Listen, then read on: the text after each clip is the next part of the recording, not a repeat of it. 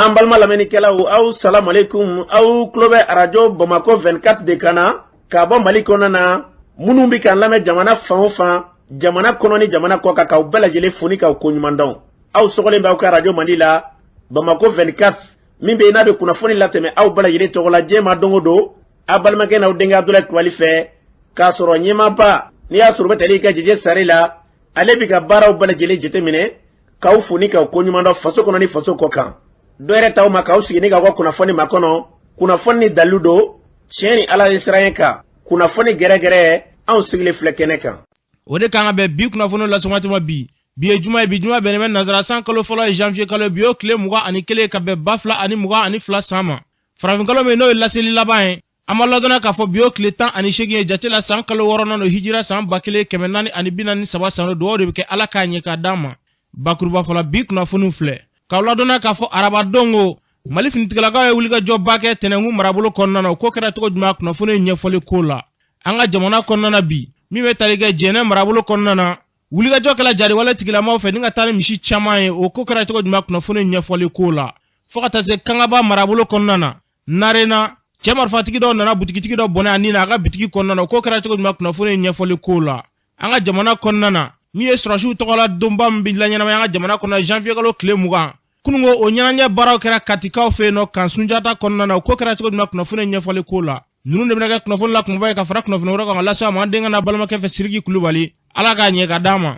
kunnafoni an b'a daminɛ k'a ladɔnna k'a fɔ araba tɛmɛlen Mali finitigilakaw kɔni ye wulikajɔba dɔ kɔni ta ka ɲɛsin jariwale tigilamaw ma kɛrɛnkɛrɛnnenya min bɛ tali kɛ Tɛnɛngu marabolo kɔnɔna na dugu min bɛ n'a bɛ fɔ a ma ko Jonjori a kɔni yirala ko jariwale tigilamaw kɔni tun bɛ munumunu salo la o yɔrɔ kofɔlen ninnu na ni ka to ka jaga kɔni minɛ dugudenw na o munumunu senfɛ a yirala ko finitigilakaw fana kɔni tun bɛ patrouille la k'u ni jariwale tigilama ninnu kɔni nana kari ɲɔgɔn na a kɛra mugu ci kɔni ye wulikajɔ kɔni kɛra an ka finitigilakaw fɛ o yɔrɔnin bɛɛ lajɛlen na ni ka se ka maa 3 bɔnɛ o ni na jariwale tigilamaw ka fanfɛla la k'u gɛn fɔ ka wulusiw nɔfɛ kunnafoni y'a yira k'a fɔ k'o gɛnni kɔni senfɛ k'u sera ka tɛgɛ kɛ jariwale tigilama 3 la ni ka se k'olu minɛ a yirala k'a fɔ k'u bololafɛn caman kɔni k'olu minɛna moto fo ka taa se pano ani batteriw a yirala k'u ye mugujugu dilan ni fɛn minnu ye k'olu fɛn ninnu minɛn'u bolo ka se telefoniw ma marifa caman k'olu bɛɛ lajɛlen minɛna an ka finitigilakaw ka wulikajɔ senfɛ ni waleya mun n'a kɛlen filɛ ni an ka finitigilakaw fɛ an bɛ dugawu de kɛ ala ka ni ɲɔgɔnna cɛ an ka jamana kɔnɔ jariwale tigilamaw ka se k'u gɛn fɔ ka wulusiw nɔfɛ ni juguya wale min b'u kɔnɔ ka kɛ dan ka se ka kari o la ala k'an ka jamana basigi ni k'a kolosuma n'an bɔra ye Mali jamana ɲɛmaakɔrɔ n'o bɛ tali kɛ Elhaji Ibrahim Boubacar Keita la ale ka janaja baaraw kɔni bolodalen bɛ o kan ka na kɛ bi a yirala k'a fɔ min ye a baara kunfɔlɔ ye ko bɛ kɛ an ka finitigilakaw ka dagayɔrɔ min bɛ yen n'a bɛ fɔ a ma ko jeudi baara ye kunfɔlɔ in kɔni bɛ kɛ yen nɔ sɔgɔmada in na o kɔfɛ jumaseli wagati ninnu na ko fure kɔni bɛ d'a somɔgɔw ma olu bɛ se ka wulikajɔ ta ni ka taa janaja baaraw kɔni kɛ Sebenikɔrɔkaw fɛ yen nɔ a yirala k'a fɔ min bɛ tali kɛ an ka jamana ɲɛmaakɔrɔ caman olu sera ka taa foli kɛ Sebenikɔrɔkaw fɛ yen nɔ ka ban wulikajɔ kɔni bɛna kɛ bi jumadon in na ni ka se ka taa a dayɔrɔ laban na kunnafoni y'a yira k'a fɔ min bɛ tali kɛ a denkɛ min n'a bɛ fɔ a ma ko Buba ko ni a ka denbaya tɔw kɔni olu nana ka bɔ Abijankaw fɛ yen nɔ nka min ye kunnafoni labanw ye a yirala k'a fɔ a denkɛ Karimu Keita k'ale kɔni ma se ka kɛnɛ sɔrɔ ka se ka na ni janaja baara ninnu na ka sababuya kɛ komanda dare kɔni b'ale nɔfɛ o kɛra sababu ale ma se ka kɛnɛ sɔrɔ an bɛ dugawu de kɛ Mali jamana ɲɛmaakɔrɔ ala ka hinɛ a la ni k'a dayɔrɔ nɛɛma n'an bɔra ye min bɛ tali kɛ Jɛnɛ marabolo kɔnɔna na a yirala k'a fɔ ko kunungo ko jariwale tigilamaw kɔni ye wulikajɔ kɔni ta ka se ka taa ni misi caman kɔni ye o misi kofɔlen ninnu a yirala ko misi ninnu kɔni ka ca kosɛbɛ kosɛbɛ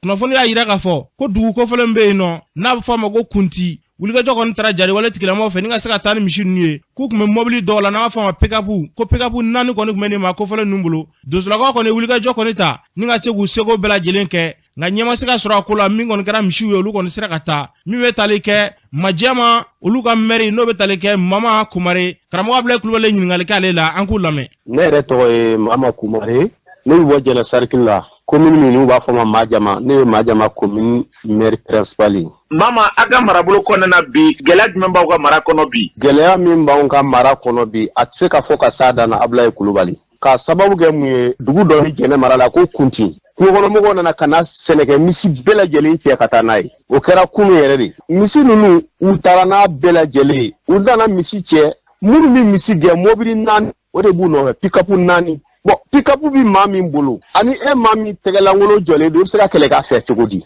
donsow y'u defa u y'a sɔrɔ cogoya si t'a la u ye misiw t'u bolo ka taa kuma min bɛ ne kɔni fɛ ne bi yɔrɔ min na bi vraiment n dusukun kamikaminen de don ne bɛ min fɔ Mali gouvernement ye dɔrɔn u k'u jija u k'u kɔfilɛ jɛnɛ cercle la foyi tigɛ jɛnɛ cercle la n'an m'a ta ka taa gouvernorat la Mopti mais tati ka bɔ sisi tɛ ka bɔ marabugu datugulen filɛ nin ye kalo joli mɔgɔ bi kan ka sa ɲɔmugu u bi ɲɔmugu de nɔɔni ji la ka ɲɔmugu kɛ jira k'a nɔɔni k'a kɛ denmisɛnnin kɔnɔ n'a kɛra kɔnɔ dɔrɔn lamɛnbaaw ka hakɛ to a bi bɔ a kɔ fɛ a bi sa marabugu degulen don degun dan mais n'an lajɛ sa k'a fɔ u tɛmɛna marabugu ka sa kɔni u bi don ŋana de sabu u bɛ fɛ ka jɛnɛ yɛrɛ teritu jɛnɛ bi yɔrɔ mara u bɛ fɛ k'a bɛɛ de minɛ sisan n'a fɔra k'a fɔ ko Mali gouvernement bi baara la an kɔni m'a ye fɔlɔ an bɛ min f'u ye n'i bɛna baara daminɛ bamananw ko ten ko n'i bi foro jiritigɛ daminɛ i b'a daminɛ si de la fɔlɔ yɔrɔ minnu ka gɛlɛn marabugu ni farabugu u kun kan ka fɔlɔ ka yen minɛ fɔlɔ k'a minɛ marabugu ka taa bila fo Muritani a si tɛ Mali bolo tuguni parce que n'i bɔra Marabugu i bɛ taa Baguiɲɛ tigɛ ka tɛmɛ ka taa Kubayi ka taa Tɛnɛngu ka taa fo Muritani a bɛɛ ninnu de bolo ka taa donc u k'a lajɛ dɔrɔn u k'an yɔrɔ filɛ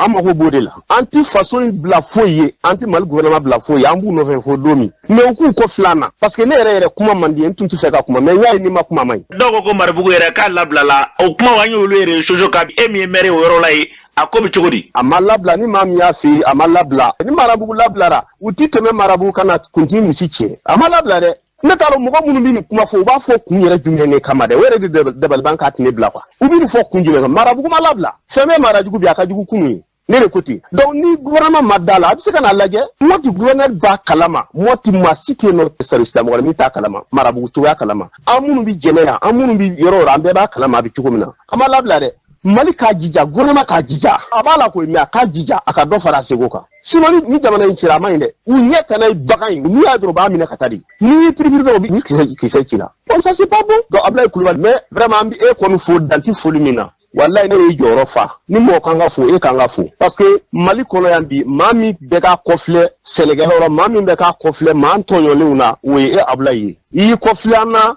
i b'a lase a laseyɔrɔ la i ma n'a ta maa si ka bɔ lafɛn donc an b'i fo la k'i wale ɲuman dɔn Ala ka barika don i si la Ala ka ko in Ala ka tɛmɛ an bɛɛ kan hɛrɛ la Ala ka lakarisi d'an ma Mali bi janfa min kɔnɔ Ala ka Mali bɔ janfa in kɔnɔ a bi janfa jugu de kɔnɔ dɛ Ala ka Mali bɔ janfa in kɔnɔ yarabi Ala ko duwawu minɛ ni tun bɛ tali kɛ Majama maire n'o bɛ tali kɛ Mama Kumare la yarabi Ala k'an ka jamana basigi ni k'a kolo suma n'an bɔra ye ntɛnɛn tɛmɛlen na bingani wale tigilamɔgɔ kɔni sera ka wulikajɔ kɔni ta ni ka taa bingani ta ka ɲɛsin maa dɔw ma a yɛrɛ ka butigi kɔnɔ ni k'a bɔ n'a nin na kanga ba marabolo la dugu min n'a bɛ fɔ a ma ko Narena kunnafoni y'a yira k'a fɔ ko ni bingani wale tigilama ninnu kɔni nana fitiri waati ka se ka na gɛlɛya kɔni ta ka ɲɛsin nin maa kofɔlen ma a ka butigi kɔnɔ k'a ka nafolo kɔni di u tora ɲɔgɔn sama kɔni na ni maa ninnu kɔni wulila ni ka marifa kɔni ci ni maa kofɔlen na ni k'a bɔ n'a nin na nka kunnafoni y'a yira k'a fɔ u taara k'u ka moto fila to yaasa ka pɛrɛdatigɛ d'a ma karamɔgɔ Abdoulaye Coulibaly ɲininkali kɛ a balimamuso la n'o bɛ tali kɛ Asetu Keyita la an k'u lamɛn. Ne tɔgɔ Asetu Keyita ka bɔ Narena bɛ Kangaba fɛ yɔrɔ bɛɛ ni Bakɔ Jikɔrɔni ma. Asetu Keyita ye kunnafoni sɔrɔ ko ntɛnɛn tɛmɛnen na ko bandi dɔw donna a balimakɛ dɔ kan ko ka marifa ci a la ka kasara nin na a ko kɛra cogo di. Abdoulaye Coulibaly a kɛlen tɛmɛ a bɔlen fitiri seli la dɔrɔn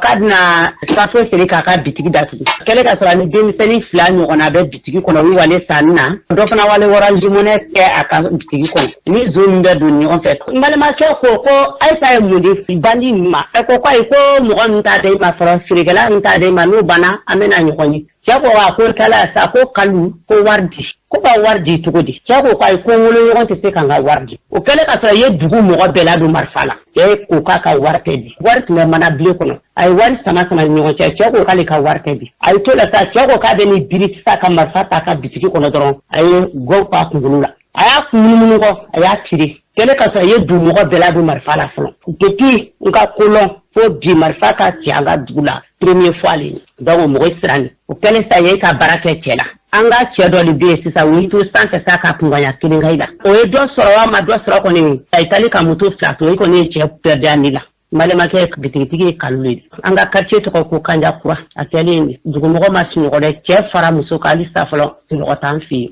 a ko kɛlen tan de. Maa min bɔra ne 2 nin na e mun don. Dɔgɔkɛ de don a ye cɛnin bɔra ni la den 6 o bɛ cɛnin bolo dɔgɔkɛ de don n yɛrɛ tun b'a jɛnaja kɛnɛ kan san 70 san 80 an ka dugu la i ma dege ka ni ɲɔgɔn balawu ko ye fɔlɔ bɛɛ siranni ka dun ka cɛnin to a ye ne to ɲɔgɔn na sisan filamuso kelen de tun bɛ bitigida la ye sisan a ye kɔni a ma se filamuso nin ma a ye cɛnin bɔ n'ale la ka taa Dumɔgɔ kɔni sile ka ɲini dugu la ka ko bɛɛ kɛ an dafɛ dugu an ka wɔrɔ mara wɔrɔ tɛ ni mɔgɔ tɛ ka ɲini wɔrɔ min na hali safala ma kibaruya sɔrɔ aw zini fila kɔnɔ i tagale k'u to yen dugulamɔgɔ ka wuli ka jɔ fɛ sa i taale ka aw zini kura fila de to yen sa o kɔni o bɛ lakanamɔgɔ ka bolo kan yen fɔlɔ jadisi tɛ foyi tɛ nin ye zoyi de di denmisɛnninw baden cima ka taa cɛni ma dege ka taa diɲɛ wɔrɔ sira a ka wari ɲini an ka dugu la ka fɛn bɛɛ sɔrɔ mais e cɛni bɔnna ni la ala ka jisuma kɛ ko ni furari kɔnta a ma nɔgɔn dɛ denmisɛnninw ka ci kɛ ka manamana dabila nafa foyi tɛ manamana la e m'a kɛ ne y'a kɛ ka ne bɔnɛ nka ni la n ka nafolo nɔfɛ a ma nɔgɔya dɛ hali sisan fɔlɔ an ka dugu bilama i b'a fɔ ko cɛni sali bili i b'a fɔ ko cɛni furi bi so kɔnɔ bi a bilen kulubali n ka foli bi ka kunnafoni ɲɛnama la ni tun bɛ tali kɛ Asetu Keyita la y'a fɔ cogo min na ala k'an ka jamana basigi ka bɛɛ lajɛlen don kojugukɛlaw kalo dibi la n'an bɔra ye Bangasi marabolo kɔnɔna na kunnafoni y'a yira k'a fɔ ko wulikajɔ kɛbaaw n'o ye jadiwale tigilamaw ye k'u kɔni ye wulikajɔ kɔni ta ka gɛlɛya ta ka ɲɛsin olu ka réseau bɛɛ lajɛlen ma k'u taara yɔrɔ caman kɔni kari-kari yaasa nɛgɛjuru sira olu kana se ka sɔrɔ cogoya minnu na fulaw ka jɛkulu min bɛ Tabital Pulapu olu ka sifinnakaw ka ɲɛmɔgɔ min bɛ yen nɔ n'o bɛ tali kɛ Usmane Diko la ale b'a ɲɛfɔ an ka lamɛn. Effectivement i bɔra ka mun fɔ ni zone inondée nin lajɛ à 80% antenne kɔni nɛgɛjuru siraw olu antenne kɔni bɛɛ karila a dɔw fana bɛ yen nɔ u ye u démonter totalement ka taa n'u batterie n'u panneaux ye a nɛgɛ jalanw kɔni jɔlen bɛ yen nɔ mun ye Bangasi mara ye effectivement an fana y'a mɛn a kɛra o cogo la pour que kunnafoniw kana se ka di i n'a fɔ laɲininen don cogo min na minnu kɔni bɔra u sigiyɔrɔw la n'u bi Mopti yan nɔ bɛɛ bi k'i se ko kɛ u ye hali jeunesse Tabital Pulaku fɛnɛ de la ka famille ménage n'o ye du 40 kɔ an de la k'u dɛmɛ sumanw o n'a ɲɔgɔnnaw na ka Mopti gouverneur n'o ye colonel Abbas Dambele ani Mopti maire ani ONG u bɛɛ bi k'i se ko kɛ dɔɔni dɔɔni a kɔni tɛ bɔli kɛ nka ɲɛna bɛɛ kɔni bi k'i se ko kɛ nka Mopti dɛmɛ bi a ti déplacer u dɔrɔn kan dɛ Mopti population bɛɛ de kan ka dɛmɛ bi n'i y'a ta k'a lajɛ dɔw déplacelen don u jiginen don anw yɛrɛ ka du kɔnɔnaw na o kɔfɛ dɔw fɛnɛ déplacelen don u jiginen don u dan ma wa ɲina samiya ma ɲɛ Mopti yan a ma ɲɛ malo kunda a ma ɲɛ ɲɔ kunda a ma ɲɛ yiriden kunda alors o kɔni kɛlen don gɛlɛyaba de san ma na cogo la n'an bɛ se k'a fɔ changement climatique ye o nɔ ye nka tiɲɛ yɛrɛ la a ka di anw ye hali bi u k'u janto Mopti kow la parce que an mago bi fɛn caman na fɔlɔfɔlɔ kɔni ye lakana ye ayiwa Mopti lakanabaliya tiɲɛ na an bɛ mun fɔ a b'a nɔ na lakanabaliya bi yen a bi yen fo ka taa fɔ a bi yen bɛɛ sirannen don hali bi bɛɛ jatigɛlen don hali bi o kɔfɛ Mopti mago bi dɛmɛ la mun ye suman kunda ye Mopti mago bi dɛmɛ na mun ye furakɛli kunda ye changement climatique bɛ ka jouer Mopti kan kosɛbɛ an bi o weleweleda kɛ Mali faamaw ani diɲɛ faamaw bɛɛ lajɛlen u k'u kɔfilɛ Mopti la n'o tɛ Mopti an sɛgɛnnen don. Ni tun bɛ tali kɛ Usmane Diko la fulaw ka jɛkulu min bɛ Tabital Pulapu o sifinnakaw ka ɲɛmaa don yarabi ala k'an ka jamana basigi n'an bɔra ye Mali finitigilakaw tɔgɔla don min bɛ laɲɛnamaya janvier kalo tile 20 kunungo o tago 61 na kɔnɔ laɲɛnamaya la Katikaw fɛ yen nɔ kan Sunjata kɔnɔna na Mali faranjala fanga ɲɛmaa colonel Asimi Goita ale tun b'a kɛnɛ kan a y'a yira k'a fɔ a bɛ foli kɔni ta ka ɲɛsin an ka jamana ɲɛmaa ma kɛrɛnkɛrɛnnenya jamana ɲɛmaa kɔrɔ minnu tɛmɛna a bɛ foli ta ka ɲɛsin olu ma foli bɛ ta ka ɲɛsin an ka finitigilakaw ma fo ka taa se gɛlɛya ye maa minnu sɔrɔ n'olu somɔgɔw bɛ yen a ye foli ta ka ɲɛsin olu ma kunnafoni y'a yira k'a fɔ ko min ye sefa wɛrɛ miliyari 2 n'a kunkanfɛn k'a sera ka o labila maa minnu tɛ k'u to kɛlɛyɔrɔw la olu somɔgɔw ka se ka wulikajɔ kɔni ta ka dɛmɛ ta ka ɲɛsin olu ma kunungo Katikaw fɛ yen nɔ kan Sunjata kɔnɔna na colonel Asimi Goita a ye kuma min fɔ yen nɔ an ka lamɛn. An bɛ tasibila kɛ an ka mɔgɔkɔrɔ ye n'o ye président Modibo Keyita n'a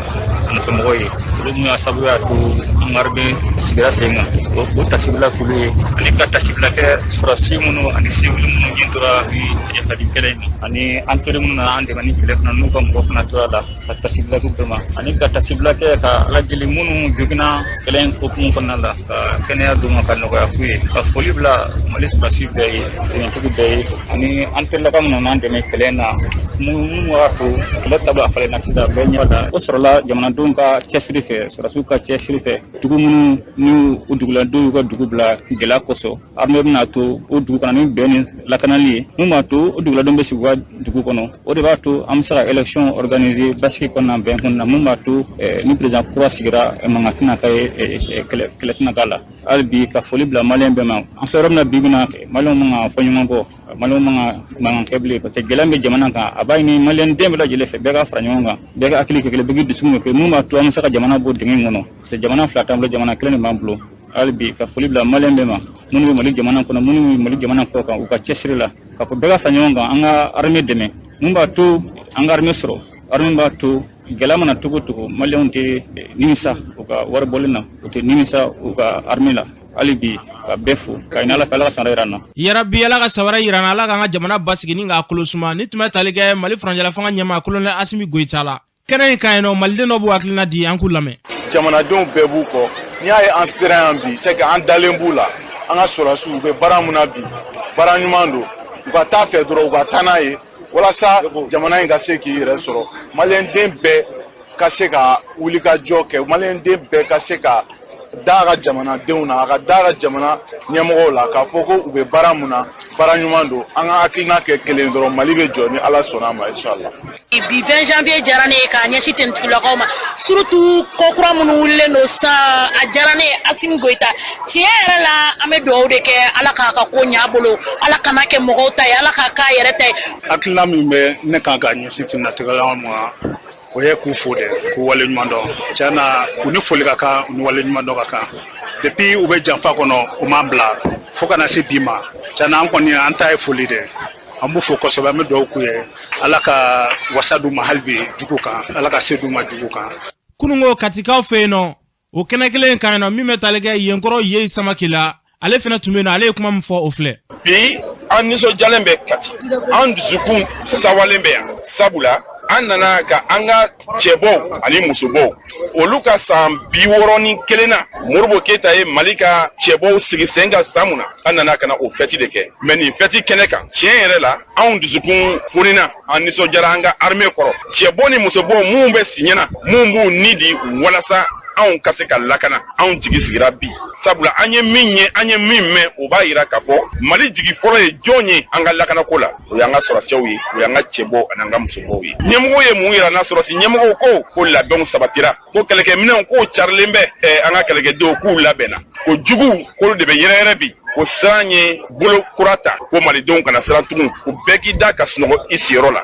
ko sɔrɔsiw bɛ siɲɛna sɔrɔsiw b'u ni di walasa ka anw lakana an b'o kɛnɛ de kan an bɛ sanbɛ foli kɛ ka ɲɛsin an ka sɔrɔsiw ma k'a ta président de la transition Asimi Goita premier ministre Choguel Kokala Maïga Sadio Kamara ministre de la défense an bɛ foli k'u ye an b'u kɔ soutien total aux forces de défense et de sécurité du Mali an tun bɛ min ɲinina sɔrɔsi ko la an tun bɛ min ɲinina tenutigi ko la o de ye nin ye n'olu fɔlɔ ma yirana k'u hakilila tigɛlen don anw tɛ sunɔgɔ nka bi n'i y'an ka sɔrɔsicɛw ɲɛ lajɛ n'i y'an ka sɔrɔsicɛw jɔlen lajɛ i b'a dɔn k'a fɔ u jigi fɔlɔ ye u yɛrɛ de ye anw jigi tɛ jamana wɛrɛ kan jamana wɛrɛ bɛ se ka an dɛmɛ nka dɛmɛ fɔlɔ o ye anw de ye a tɛ fɔ tugun ko jamana wɛrɛ denw minnu yɛrɛ faga Mali la k'a sɔrɔ anw yɛrɛ sigilen bɛ k'u lajɛ o tɛ se ka fɔ tugun anw yɛrɛ de bɛ sur le théâtre des opérations ka jugu gɛn ka dankari jugu la ennemi bɛ boli la anw de ɲɛ an bɛ boli la olu de kɔ bi an b'o de Mali kɔnɔ bi ni tume talige yengoro ye samagila yarabi ala ka nga jamana basigi ni nga kulusuma o kunwo kelen na ni kenen la nyanama la mopti kaw feeno mi me talige Brema Debu Sagara ale ayira ko seda ko ne nyangni mi taga nyeshi anga jamana ma ko seda ko nyangni ya soro ka fo nyangni ko nbe olu dala ka koro ko gelea bolu dara ka bini kumanja wuli ka joxon keleme finitigla kaw fe ko bibina ko lagana kono biga na doni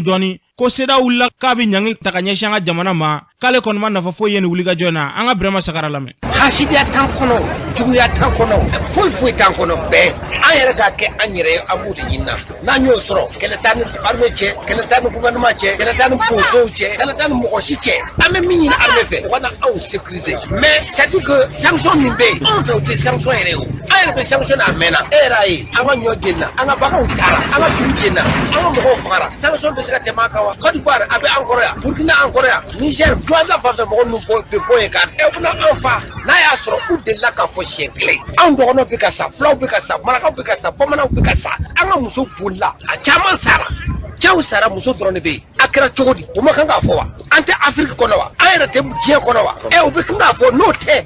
u ye coup d'état kɛ u ye nin kɛ an bɛ embargo mɔgɔ n'i y'a da sigi a tɛ sa de wa o fɛ an ka sa wa hali n'an y'a sɔrɔ an ka sɔrɔsi ye fɛn dɔ kɛ a ma ɲɛ sa an bɛ bɛn koyi anw bɛ Genève fo ka taa jafali n'a lafira alhamdulillah rabbil école dɔgɔtɔrɔso en tout cas administration o de kama an bɛ fɛ tɛgɛ k'a di bɛ baara kɛ ɲɔgɔn fɛ hasidiya ka bɔ la asimi k'a dɔn k'a fɔ an ye ka mɔgɔ ye an yɛrɛ k'a dɔn ale y'a ka mɔgɔ ye nin layiru min d'a ma a bɛɛ tɛ se ka kɛ yɔrɔ ni kelen. Ni tun bɛ tali kɛ Birama Sagarala a y'a fɔ cogo min na wulikajɔ kɔni ka kɛ hali bi ka se ka lakana sabati lakana kɔni finitigilakaw bɛ ka wulikajɔ kɔni sabati fan caman fɛ nka hali n'a sɔrɔ wulikajɔ kɔni bɛ sen na yɔrɔ kelen-kelenw bɛ yen nɔ gɛlɛya b'olu dala bi wulikajɔ ka se ka taa ni ka kɔfilɛ kɛ olu la n'an bɔra yen min bɛ tali kɛ Mali ni Faransi ni ɲɔgɔn cɛ coopération militaire a yirala k'a fɔ ko Asimi kɔni y'a laɲini yɛlɛma ka se ka don olu fan dɔw la o wulikajɔ min kɔni kɛra Maliden caman bɛ k'i hakilina fɔ o ko in na min bɛ tali kɛ CNT kɔnɔna na Abubakar Sidiki Fɔnba ale b'a hakilina fɔ a ko la an ka lamɛn. Kuma cayalen bɛ ko Mali ye laɲini kɛ ko bɛnkancɛ min ni Faransi cɛ golomasiri tabaw ka bolo kan ko ka yɛlɛma don a la n bɛ fɛ k'a fɔ aw ɲɛna Mali k'a bɔ a da gansan ko bɛnkan min b'a ni ɲɔgɔn cɛ an bɛ fɛ ka yɛlɛma don a la o bɛ dankari kɛ bɛnkan kɔrɔ la kaban o kuma in b'a yira dɔrɔn ko kɔrɔlen min bɛ yen o banna o bɛ dan siri o kɔrɔlen na o bɛnkan min n'an y'o o papiye di u ma u sɔnna u ka armée bɛ taga u ma sɔn u ka armée bɛ taa n'u sɔnna bɛnkan kura fɔlen ma bɛnkan kura fɔlen bɛ mun de fɔ a b'a fɔ ko kuma bɛ tɛmɛ Mali ni Faransi dɔrɔn de cɛ golomatiri tabaw ka ko la Faransi ale ti maa wɛrɛ da don Mali ka kuma na bilen o bɛ dankari kɛ force taguba min bɛ Mali la o y'o ko bannen pewu o hukumu kɔnɔna fɛnɛ o bɛnkan kura in a sɛbɛnnen b'a kɔnɔ ko Faransi ka armée n'a ma ɲɛ a bɛ Mali dugukolo kan a bɛ baara kɛ ni Mali ka chef d'état-major n'o y'a fɔ ko k'u bila minɛn min kɔnɔ u bɛ baara kɛ n'o minɛn de ye u tɛ sanu bɔ yan bilen u tɛ baara foyi kɛ ani yamaruya ma d'u ma mais o bɛnkan in fɛnɛ kɔnɔ a perepere-latigɛlen don k'a fɔ ko n'u ye ko o ko kɛ Mali dugukolo kan min ye kolankolon ye u nɔ bɛ minɛ alors que bɛnkan kɔrɔ la u nɔ tɛ minɛ o bɛnkan kura in fɛnɛ kɔnɔ hali u bɛ avion panne minnu kɛ u tɛ se ka taa yɔrɔ si n'anw ka sirasiw ma fɔ ko a ye taa yan wa baara mun bɛ kɛ an ka sirasiw de b'a fɔ a ye nin baara kɛ a ye nin baara kɛ u tɛ baara k'u yɛrɛ ma u tɛ yɛrɛma baara kɛ bilen bɛnkan kura in na fɛnɛ Faransi ka minɛ o minɛ bɛ yen n'a bɛ don Mali la a bɛ dédouaner de u bɛ tila k'o dédouaner wari fɛnɛ sara Mali ɲɛ bɛnkan kura in kɔnɔ a bɛ baara kɛ ni Mali ka yɛrɛma hɔrɔnya de ye wa n'a ye Mali ja fɛnɛ de a bɛ sɔn hali Faransi ka sɔrɔsiw ka na wa Mali de fɛnɛ b'i ɲɛna woloma n bɛ fɛ aw ka nin sɔrɔsiw in de ka na n bɛ fɛ aw ka nin sɔrɔsiw in ka na n tɛ fɛ nin ka na donc Mali b'i ɲɛna bɔ a ko la nin de bɛ bɛnkan kura in kɔnɔ k'a fɔ aw ɲɛna bɛɛ b'a dɔn k'a fɔ Faransi tɛna sɔn nin ma bɛnkan in dun a yiral'u kɔrɔ n'u ma sɔn Mali b'a yira k'a fɔ k'u bɛ cogoya min na Mali ka dugukolo kan u bɛ sariya kɔfɛ u bɛ se ka nɔ minɛ ni o ye wa n'u ye tiɲɛni o tiɲɛni kɛ Faransi bɛ yɛrɛ bɛ se ka kungo sɔrɔ ni o ye u bɛ kalabanciya de la k'a kɛ i n'a fɔ u t'a kalama o de kama faso Maliba ɲɛmaa minnu bɛ yen u y'a yira bɛɛ la k'u ye nin laɲini kɛ n bɛ fɛ mɔgɔw k'a faamuya ni maa bɛ jɛ la ne ko karisa bɛnkan min b'a ni ɲɔgɔn cɛ ne kɔni bɛ fɛ yɛlɛma ka don a la o kuma bannen o kɔrɔ de ye ko bɛnkan tɛ yen bilen donc maliyɛnw k'u hakili sigi minnu sirannen don ko Faransi ni Irisiw kana na ɲɔgɔn sɔrɔ yan Mali tɛna sɔn o ma Maliba fila tɛ bɛn dangan kelen na koyi n'a ma ɲɛ ko an ni Irisiw bɛ ka baara caman kɛ anw yɛrɛ mago tɛ armée caman na bilen an mago bɛ mun na n'a ma ɲɛ Irisiw bɛ yan ka ban Irisiw ni jamana minnu bɛ se ka baara kɛ ɲɔgɔn fɛ an n'olu bɛ jɛ ka baara kɛ an bɛ jɛ tɔ kɔ n'i ko bɛɛ ka na i ka dugu kan o fɛnɛ tɛ ɲɛ dɛ donc an bɛ fɛ mɔgɔw k'a faamuya ko sirasiw bɛ nin fɛnɛ kalama tiɲɛ don mɔgɔw bɛ ka pressé tiɲɛ don kɔnɔgan caman bɛ yen tiɲɛ don Faransi yɛrɛ ka miirina kun ye min ye o kun ye CEDEAO ye sanction min ta a kun dabɔra kama de ka Mali bɔ jamanaya la pewu ka kɛ n'a fɔ ko Siri ɲɔgɔnnaw ka embargo ta Mali kama pour que k'an ka dugu tila mais an balimaw o fɛɛrɛw bɛɛ dɔnna o bɛɛ sidɔnna a y'aw hakili kɛ kelen ye nin ko in bɛ taa laban mun ma déjà bi an bɛ yɔrɔ min na MINUSMA ka mɔgɔ minnu bɛ yen Mali armée ko k'u tɛ bouger ka bɔ yen ka avion tɛ ka pan olu yɛrɛ b'o kɔnɔgan na fɔlɔ kuma tɛ Faransi ka sirasiw ma donc n b'a ɲini aw fɛ ko min bɛ ten na maliyɛnw an k'an tɛgɛ di ɲɔgɔn ma a ye nisɔndiya ni aw yɛrɛ a ye nisɔndiya n'aw ka ɲɛmɔgɔ ye an bɛ ka laɲini o laɲini kɛ a laɲini bɛɛ bɛ na dɔɔni an bɛ fɛrɛ ka sa de sa mɛ segin kɔ o banna yarabi ala k'an ka jamana basigi ni tun bɛ tali kɛ Abubakar Sidiki Fɔnba CNT maa dɔ don fɛn bɛɛ da ka di an ka jamana na ala k'an bila o sira kan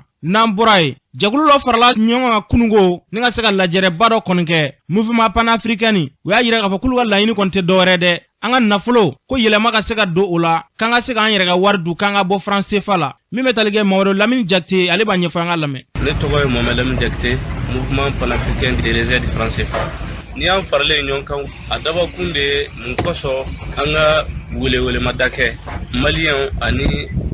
jamana kɔkan mɔgɔw ye k'a yira k'a fɔ ko an bɛ fɛ an k'an ka yɛrɛma hɔrɔnya kolon sɔrɔ an ka bɔ an tun bɛ kolon min dun kɔrɔlen na an ka b'o la an k'an ka yɛrɛma hɔrɔnya kolon sɔrɔ parce que bibi na an ka franc CFA n'a fɔra franc CFA min bɛ ka dun an fɛ n'a bɛ ka dilan faransi fɛ a tɛ dun faransi yɛrɛ wa faransi ye fɛɛrɛ kɛ ka sɛmɛ euro de la direct donc ka tila ka kɛ euro jukɔrɔma wari ye min u cɛ ka jan kosɛbɛ franc CFA kelen a bɛ bɛn 655,957 € de ma n'a fɔra k'aw k'o fɔ bamanankan na aw b'a fɔ 130 130 tɛ o n'an ye wari jate bɔra la n'a fɔra ko 655 o ye 600 de donc an population mɔgɔ miliyɔn 20 de bɛ ka baara kɛ ka di faransi ma sanu minnu bɛ ka bɔ an ka dugumakolo jukɔrɔ faransi de ka nafa ka bon a la ka tɛmɛ anw kan wa o bɛɛ lajɛlen kɔfɛ tuguni aw tun bɛ ka mɛn faransi b'an bali ka équipement militaire san b'an bali ka nin kɛ u b'an bali ka nin kɛ système monétaire de tun bɛ o fanga di faransi ma parce que n'a ye début fɛn o fɛn sɔrɔ an ka sanni feerew la diɲɛ kɔfɛ tun bɛ mara faransi de fɛ n'an bɛ fɛ ka sanni kɛ faransi bolo walima jamana wɛrɛ bolo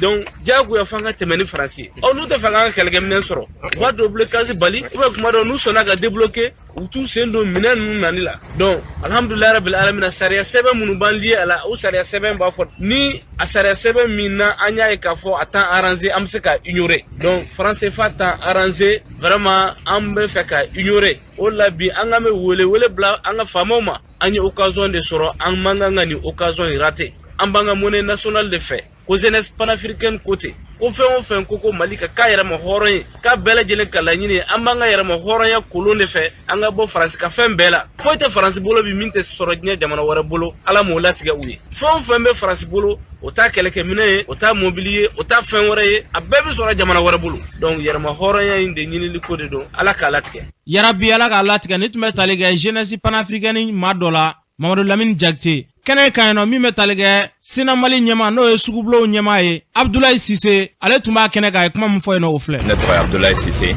ni collectif national des acteurs des marchés du Mali y'o président ye Mali sugu ne kɔni bɛ se k'a fɔ an minɛna an kan na yɔrɔ min na n'an tɛ se ka fiɲɛ sɔrɔ o y'an ka langue ye en même temps an ka monnaie tant que n'i ka langue t'i ta ye n'i ka monnaie t'i ta ye problème de don an tɛ communiquer sinon an bɛ sugu kɔnɔ an de bɛ euro falen an de bɛ dollar falen dollar yɛlɛnna an b'a dɔn euro yɛlɛnna an b'a dɔn mais n'a ka d'u ye waati min hali n'an ka wari ma dilan olu fɛ yen hali ni CFA ko tɛ n'a ka di don min faransi ye ou bien dollar bɛ mɔgɔ min bolo même ni américain tɛ dollar bɛ se ka ye France dollar bɛ se ka ye Chine n'a ka d'u ye u tɛ sanni kɛ u tɛ feereli kɛ an ka échange kɔnɔna na dɔrɔn olu bɛ ka nɔ sɔrɔ parce que munna an dépendant bɛ olu de la ayi o ye problème ba de n'i dépendant don i yɛrɛ la k'a fɔ i ka monnaie b'i bolo i yɛrɛ de b'i ka monnaie garantie sanni min bɛna k'i fɛ o dontɔ la maintenant e bɛ bénéficier a bɔtɔ la maintenant olu bɛ bénéficier o y'a ye an bɛ échange min kɛ o de ye échange libre ye mais n'a kɛra ko k'a fɔ olu bɛna achat kɛ e fɛ yan waati min olu bɛ gagner n'a ka d'u ye u bɛ dollar bin n'a ka d'u b'a yɛlɛ u bɛna achat kɛ aw ka sanu ou bien aw ka fɛn o fɛn ou bien coton ou bien fɛn o fɛn n'a kɛra min bɛɛ ye mais ni e bɛna taa sanni kɛ olu bolo n'a ka d'u ye u bɛ échange fana yɛlɛn tuguni e bɛ tila ka tɔnɔ di olu ma tuguni olu bɛ komi si de o taatɔ o b'a tigɛ o segintɔ o b'a tigɛ olu bɛ tɔnɔ don a sira fila bɛɛ la mais n'a y'a sɔrɔ anw yɛrɛ kɛlen bɛ k'an ka monnaie garantie a taara ka na cogo o cogo an ka fɛn taatɔ maintenant an bɛ fɛn sɔrɔ n'an bɛna taa sanni fana na an b'a lajɛ ni an ma jɛ ni min ye o tɛ se ka kɛ. Ni tun bɛ tali kɛ Sena Mali ɲɛma na Abdoulaye Cissé a y'a fɔ cogo min na yarabi ala k'an ka jamana basigi ni k'a kolo suma n'an bɔra yen kulu min sigilen bɛ an ka jamana kɔnɔna na n'o bɛ tali kɛ syndicats la Fédération Groupement Syndicat des Transports Routiers Conducteurs du Mali olu kɔni ye lajɛrɛba dɔ kɔni kɛ lajɛrɛ in kun tɛ dɔwɛrɛ ye ko min bɛ tali kɛ CEDEAO kɔni ye ɲangini min tɔni ta ka ɲɛsin Mali ma olu kɔni bɛ wulikajɔ kɛ fɛnw bɛ se ka ladon jamana in kɔnɔna na cogo min na faransala fanga bɛ se ka dɛmɛ cogoya fɛn fɛn na olu bɛ wulikajɔ kɔni kɛ ni ka se k'o sigi sen kan min bɛ tali kɛ Isiyaka Jakite ale b'a ɲɛfɔ an ka lamɛn. Gouvernement min bɛ an kunna sisan n'a ɲɛmɔgɔya bɛ colonel Assimi Goïta bolo a n'a ka premier ministre an syndicats Mali transporteur bɛɛ tɔgɔ la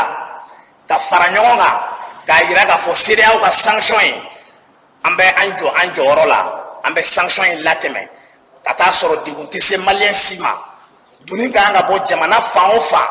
ka na Mali kɔnɔ o furancɛ mana janya cogo la an labɛnnen don an bɛ taga o la an y'a ye jamana dɔw ye déclaration kɛ k'a fɔ k'u jɔlen bɛ u ka frontière tɛ datugu Mali ɲɛ o jamanaw bɛ yen La Guinée b'o la Mauritanie b'o la Algérie olu si datugunen tɛ an ɲɛ an dun fana bɛ yɔrɔ min na sisan an fana labɛnnen don k'an cɛsiri an ka mobiliw bɛ se ka taa donni ta nin jamanaw bɛɛ lajɛlen kɔnɔ ka na balo fura taji foyi tɛna dɛsɛ maliyɛn na ka kɛɲɛ ni CEDEAO ka nin sanction ye sanction min yɛrɛ mɔgɔ bɛ se k'a fɔ a tacogo ma ɲɛ a ta waati ma ɲɛ CEDEAO y'a sɔrɔ Mali bɛ yen CEDEAO bɛ bɔ yen fana ka Mali de to yen o kosɔn anw tɛna an ka jamana ka siniɲɛsigi ani an ka jamana ka kelenya ni anw ka bɛn ni tɛgɛ di ɲɔgɔn ma anw tɛ n'o falen CEDEAO ka sanction in na an tɛ n'o falen jamana si ka hakilina na o kosɔn an b'an profiter nin kɛnɛ in de kan k'a fɔ jamanaden bɛɛ ɲɛna mɔgɔ si kana i hakili wuli bɛɛ ka i hakili sigi bɛɛ ka to i cogoya la ni Ala sɔnna a ma gouvernement bɛ ka baara kɛ kɛcogoya min na anw fana labɛnnen don ka to gouvernement kɛrɛfɛ ka gouvernement dɛmɛ a ka laɲini bɛɛ lajɛlen na mun b'a to jamanadenw kana kɔngɔ u kana minɔgɔ. Yarabi Ala ko hakilinaw sabati an ka jamana kɔnɔna na ni tun bɛ tali kɛ Isiaka Jakite a y'a fɔ cogo min na Ala ka hakilina ninnu caya ka se ka an ka jamana basigi hali bi o CEDEAO ka sanction hukumu kɔnɔna na min bɛ tali kɛ dɔgɔnɔ ka kulu bɛ Dana Amasako o ɲɛma Yusufu Toloba ale fana hakilina fɔ nin ko la ko Mali furancɛla fanga ɲɛmaw k'u kana kuma ɲɔgɔnya kɔni tigɛ u ni CEDEAO ma ni ɲɔgɔn cɛ k'u ka kuma ɲɔgɔnya kɔni kɛ yaasa Mali bɛ se ka bɔ nin lahalaya na an k'a lamɛn. Bi an bi yɔrɔ min na an ta kɔni ye delili de an bi Mali faamaw deli u ka se CEDEAO fɛ hali bi u ka kuma ɲɔgɔnya yala embargo ni a bɛ se ka bɔ an na cogo min na bi an sɛgɛlen dogo Mali kɔnɔ maa tɛ min ma sɛgɛ u y'a yira k'a fɔ CEDEAO ko a ka sariya de don an kɔni tɛna don u bɛɛ la mais u ka kuma ɲɔgɔnya u ka population a lajɛ u ka an fantanw a lajɛ bi Mali bɛɛ y'a yira k'a fɔ u bɛ Hasimi nɔfɛ u bɛ Mali nɔfɛ dosow ta ye kɔrɔlen ye an kɔni bɛ Mali nɔfɛ hali bi an bɛ Mali nɔfɛ an bɛ min ɲini an ka ɲɛmɔgɔw fɛ an b'a fɛ wulu ni CEDEAO ka bɛn yala an bɛ se ka bɔ nin gɛlɛya kɔnɔ o la an kɔni bɛ u sitoni hali bi ne kɔni b'a ɲini Mali faamaw fɛ hali bi u ka se u ma u kana datugu u ka se u ma u ka kuma ɲɔgɔnya surasiw an de bɛ terrain kan fɔlɔ ni sisan kɔni tɛ kelen ye sisan gɛlɛya nana yɔrɔ o yɔrɔ an bɛ surasiw wele u b'an jaabi gɛlɛya bɛ fan o fan n'an y'a surasiw wele u b'an jaabi u kɔrɔ baara b'a la ka taa ɲɛ dɔɔni o la ne bɛ maliyɛnw bɛɛ fo vraiment kuma min kun bɛ ne bolo dosow tɔgɔ la Dana Amasako tɔgɔ la vraiment hali bi an bɛ Mali faamaw deli u kana datugu u ka kuma olu ni CEDEAO cɛ Maliyɛnw kɔnɔ jɛlen don n'a i y'a sɔrɔ n'a u kɔnɔ jɛlen don kɛlɛ banna o Kayisusu ka Kidali mɔgɔw bɔra cogo min na n'a i y'a sɔrɔ o de ye n ka ŋaniya ye ne hakili la kɛlɛ banna o. Yarabi Ala ka kɛlɛ ban ni tun bɛ tali kɛ dɔgɔnɔw ka jɛkulu min bɛ yen nɔ Dana Amasako o donso ɲɛma Yusufu Toloba yarabi Ala k'an ka jamana basigi n'an bɔra yen kalan dɔ sigila sen kan an ka jamana kɔnɔna na kɛrɛnkɛrɛnnenya solonali dɔrɔn bɛ yen nɔ kiri bunakun kan anfokaw kalan in kɔni kɛra olu kunna min bɛ tali kɛ Amadu Cɛba Jarala ale b'a ɲɛfɔ an ka lamɛn. Kalanbolo laɲini ye mun ye parce que an ye avocat de avocat ye min bɛ lafasali kɛ ni mɔgɔ dɔ bɛ yen n'a tɛ se k'a ka jo ka lakana ou bien ni tɔɲɔli dara kan n'a tɛ se ka a bɔ tɔɲɔli la i bɛ mɔgɔ ɲini n'a bɛ f'o ma avocat tile fila an bɛna kuma avocat ya baara kan nka n'i y'a ye hali n'i kɛra lafasalikɛlabaga ye lafasalikɛlabaga fana f'i k'a dɔn i ka kan ka min fɔ i man kan ka min fɔ ou bien n'i bɛ mɔgɔw lafasa f'i k'a dɔn i ka baara ye min ye i ka baara bɛ yamaruya kɛ min fɔ i ka baara ti yamaruya kɛ min fɔ n'i k'i bɛ lafasali kɛ a bɛ na ni baara sariya dɔw de ye ni tubabuw b'a fɔ a ma ko déontologie n'u b'a fɔ a ma ko éthique déontologie tɛ dɔwɛrɛ ye baara ka kan ka kɛ cogoya min na a bɛ magistraw bara a bɛ médecins bara a bɛ avocats bara baara fɛn fɛn bɛ diɲɛ kɔnɔ déontologie b'a la éthique tɛ dɔwɛrɛ ye baara bi yamaruya i ka mun kɛ a ti yamaruya i ka mun kɛ hali alimamiya éthique b'a la n'i bɛ fɛn min na i bɛ yamaruya ka min kɛ i kana min kɛ a hali ni i diyaɲa ko don i b'a to i kɔnɔ i t'a kɛ an bɛ ɲɔgɔn ɲɛlaw de kan bi avocats bɛ yan ani avocat kalandenw fana bɛ yan. Ni tun bɛ tali kɛ Amadu Cɛba Jarala y'a fɔ cogo min na Ala k'an ka jamana basigi ni k'a kolo suma n'an bɔra yen Kɔlɔnjɛbakaw fɛ yen nɔ jiko gɛlɛya tun bɛ yen nɔ kunnafoni y'a jira k'a fɔ ko wulikajɔ kɔni taara ka se ka caman b'u ka jiko gɛlɛya la Somanjɛfu fɛ min bɛ tali kɛ Kɔlɔnjɛba maire Abdul Karim Sangare ale b'a ɲɛfɔ an ka lamɛn. Jiko kun bɛ mairie de bolo mais a gestion kun ma nɔgɔn parce que n'i y'a lajɛ ji bɛ wari min nɔfɛ an ka commune ninnu ressources ka dɔgɔ o ma bon depuis Somanjɛf nana u kɔni u kun ma baara kɛ fɔlɔ mais tout récemment u commencé la ka baaraw daminɛ o yɛrɛ ye an ka château kɔrɔba fɔlɔ min bɛ yen u y'o entretien kɛ bon ensuite u ye branchement kɛ ka ji surunya mɔgɔw la pratiquement worobinɛ kunkolo donna mɔgɔ caman ka so kɔnɔ sisan bon o kɔfɛ u nalen na u ye forage fila senni mais forage min senna a kan ka kɛ adduction dɔ ye bon olu kɔni olu baaraw ma ban fɔlɔ mais taabolo min b'u bolo n'u sera k'u jija o la ka courage sɔrɔ la fɛn min don a ma nɔgɔn mais ni courage nana la i b'a ye a bɛ se ka nɔgɔya donc o ne kɔni ka jate la o château d'eau filani ni olu sela ka fɛ parce que kelen bɛ dugu kunna tɔkile nɔ bɛ kun dɔ in na bon a kan ka kɛ château ɲɛnama ye yaasa dugu bɛɛ bɛ se ka approvisionner ka ɲɛ bon u y'a baara kɔni daminɛ baara ma ban mais je pense que u ye baara fitinin min kɛ fɔlɔ o bɛ ka to ji dɔɔni bɛ ka na sisan parce que ji ko olu ka ji ko fana kun gulonnen don courant ko de la komi an ka yelen kura kun tiɲɛnen don o sababu la ji kun tɛ se ka sɔrɔ la an yɛrɛ kalo damadɔ kɛ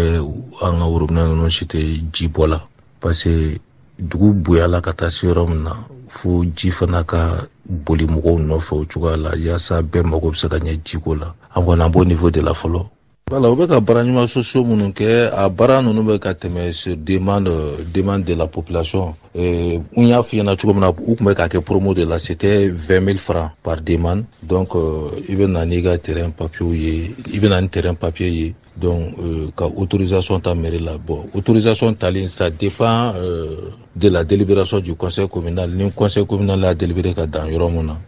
a wari bɛ se ka taa la autorisation wari bɛ se ka taa la ça permet aussi les communes de au moins de mettre quelque chose dans leur caisse donc n bɛ k'o de fɔ an bɛɛ bɛ dɛmɛ ka an bɛɛ bɛ jɛ ka bolo fara ɲɔgɔn kan yaasa baara in bɛ se ka dilan ka ɲɛ cogoya min na bon a kɔni a fɛn fɛn sela an ma an ma gɛlɛya si don a la n'u ye ni mɔgɔ min nana n'i ka terrain papier dɔrɔn an bɛ terrain numéro don a la terrain numéro don a la ka autorisation labɛn ka di a tigi ma dɔrɔn a bɛ taa n'a ye chômageur la wa problème dɔ wɛrɛ t'a la o kɔfɛ a baara bɛ ka kɛ o cogoya de la. Ni tun bɛ tali kɛ Kɔlɔnjɛba maire la Abdul Karim Sangare a y'a fɔ cogo min na Ala ka ni ɲɔgɔnna cɛ an ka jamana kɔnɔna na. N'an bɔra an bɛ taa jamana kɔkan na Umu Danbele mun b'e bolo. Karamɔgɔ Sidiki an bɛ taa États-Unis jamana kan. États-Unis jamana kuntigi Joe Biden a b'a fɛ ka yɛlɛma don a ka kalafili sariyaw la waasa tɔɲɔliw bɛ kɛ ka ɲɛsin jamanadenw ma États-Unis jamanadenw ma ko ka dɔ dan sigi olu la. Jateminɛ dɔw y'a jira k'a fɔ ko États-Unis jamanadenw bɛ gɛlɛya damadɔni sɔrɔ u ka kalafiliw la. Hali bi an bɛ to o États-Unis jamana kelen kɔnɔna na. États-Unis kunkanko minisiri ye tagama kɛ ka taga Berlin Ukraine kunkanko kan ka sababu kɛ maramafɛn minnu bɛ dilan États-Unis jamana kɔnɔna na k'olu bɛna bila ka taga Ukraine jamana kɔnɔna na tagama in yɛrɛ laɲini tun ye nin ye ko ka baara ɲɔgɔnya ni kuma ɲɔgɔnya kɛ u ni ɲɔgɔn cɛ. N'an bɔra yen an bɛna Cameroun jamana kan. Maa kelen ɲɔgɔn bɔnɛna a ni na binganiya wale dɔ senfɛ ka maa 4 ɲɔgɔn k'olu jogin a kɛra Cameroun jamana kɔrɔ yan fan fɛ. N'an bɔra yen an bɛna Togo jamana kan. Ni ye réseau ba ye min bɛ Togo jamana kɔnɔna la maajugu dɔw bolo la u ka baara tɛ dɔwɛrɛ ye u bɛ adamaden pièces de bɔ olu caman baden de yere u bolola la ni wagati in na. Ni maajugu ninnu yɛrɛ n'i y'u ta k'a lajɛ cɛ 6 ani muso 1 o b'u cɛ la ni wagati in na u bɛ